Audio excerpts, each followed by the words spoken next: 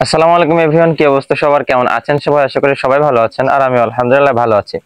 আপনাদেরকে আমি আজকে একটা ঔষধি গাছ দেখাবো। সেটা হলো আমাদের এখানে দেখতে পাচ্ছেন, এটা হলো জার্মানি পাতা বলে আমাদের মা খালারা বলতো আর কি।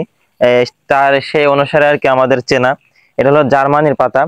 আর এর এমনই দেখতে একটু তেলতেলি মতো। এটা হলো তেলাকসুর পাতা বলে। এটা হচ্ছে তেলাকসুর পাতা, আর এটা হলো জার্মানির পাতা।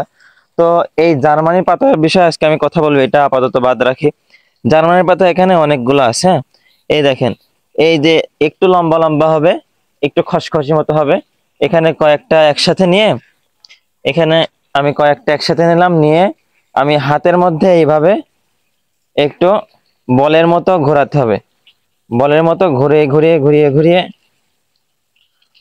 এই দেখেন, এখানে একটু রস মতো হয়ে গেছে। এই রসগুলো আপনি কি করবেন, যখন মনে করেন হঠাৎ করে আমাদের কিছুদিন আগে আন্দোলন গেল, আন্দোলনের মধ্যে অনেকেই অনেক জায়গায় কেটে কেটে গিয়েছিল। সেই সময়টা যে রক্ত বের হচ্ছিল, রক্ত রক্ত যেখান থেকে বের হচ্ছিল, সেখানে এই জার্মানির পাতাটা এমন ভাবে দিয়ে এই ঘষে এই যে রসটা বের হবে, এই দেখেন এই যে রসটা, এই রসটা বের হবে।